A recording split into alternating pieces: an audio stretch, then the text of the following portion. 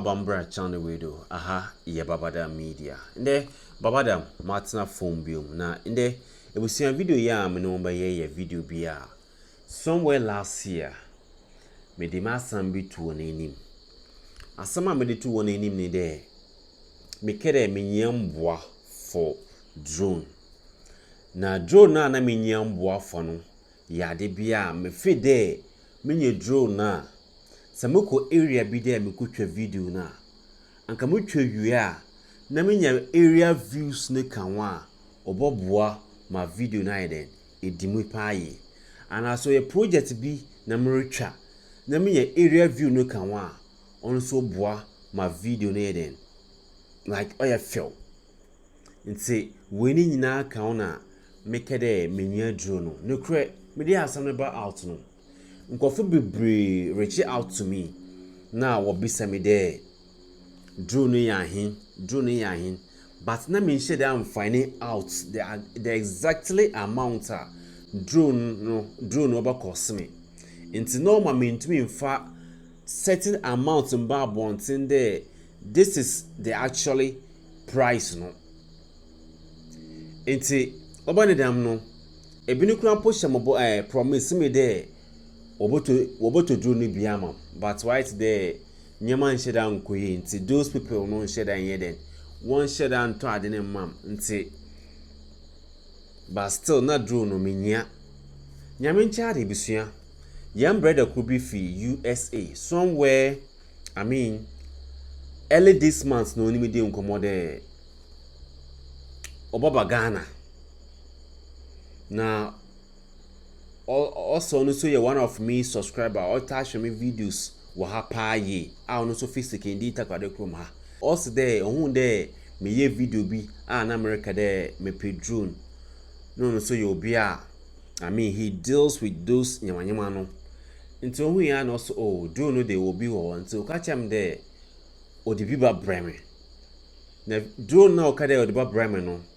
o catch him there onye free o ya there amede metua or the brema metua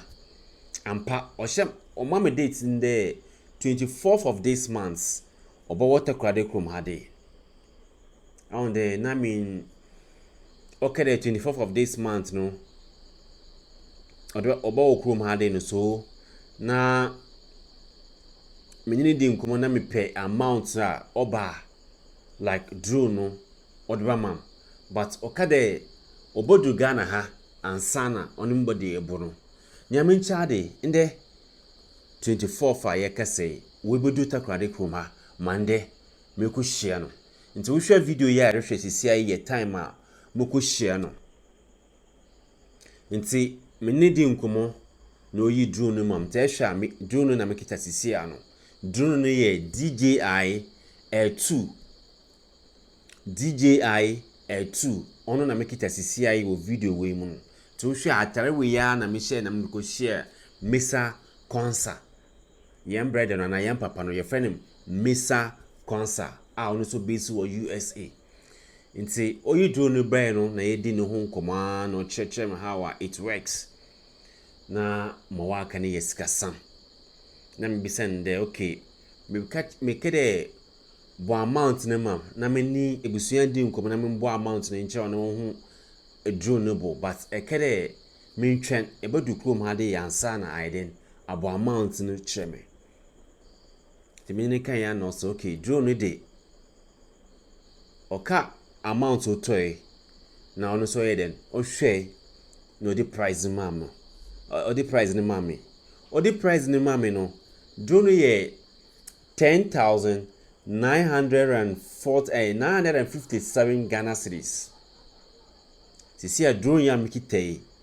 DJI L2 price a yam bread no na yam papa no kada mintu ye 10,957 Ghana cedis, almost getting to 11,000 Ghana cedis. That's the amount or the amount there mintu ye ebusia no krani sisi ano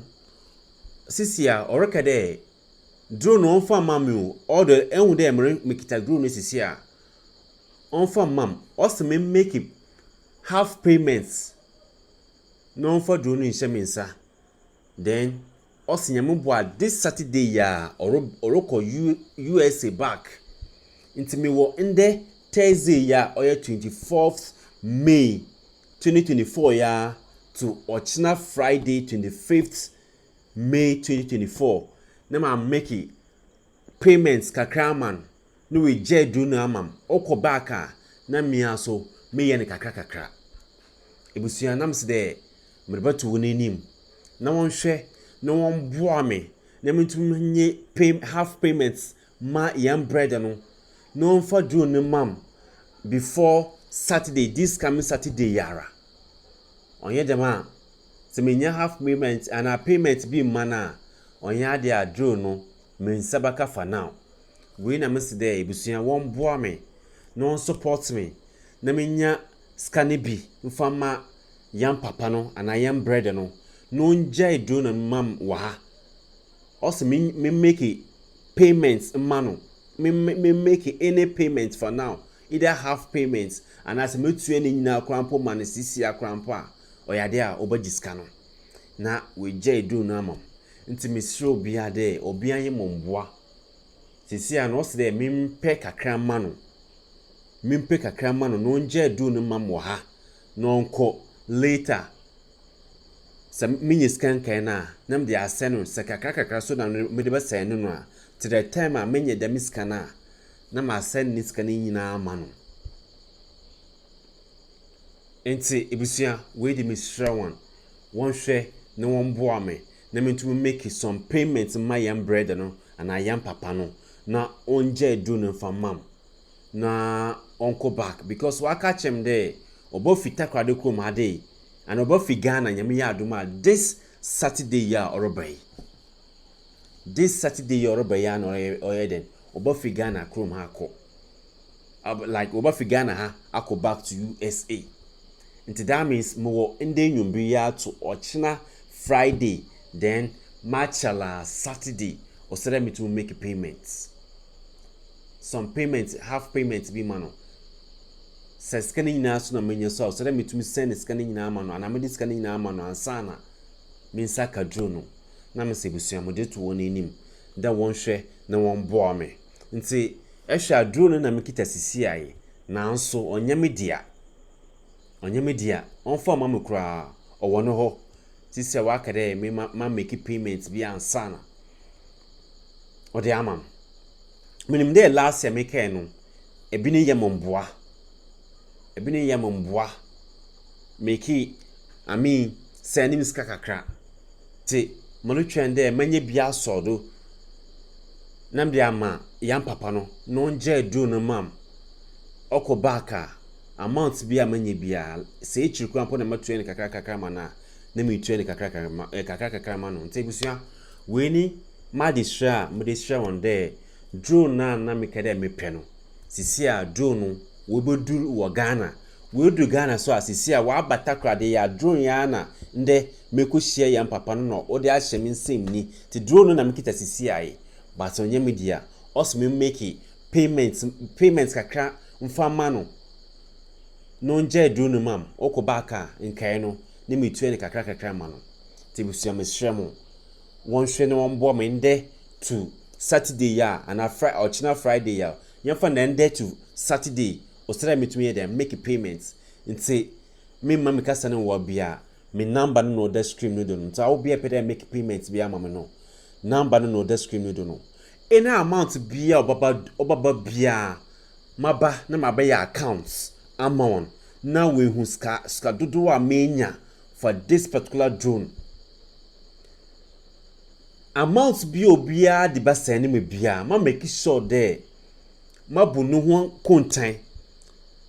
ska bia obia de ba mam bia mabu no ho kontan na we hu ska dodo a menya for this project for this drawing mean do ska ebusia ma make sure there ska bia obaba men sem bia no mabu no ho kontan na hu ska dodo a menye ti misro bia there won boa me ebusia na me santumika draw no me de obi bia ase nte ebusia me de obi bia ase there ma sama me de ato woni nim obahwe na waboa me na drone we ombaye me de ombaye baba da media yendia na me fan more content na me fan brown na omboa yen nyina me de obi biase baba dem ni bye.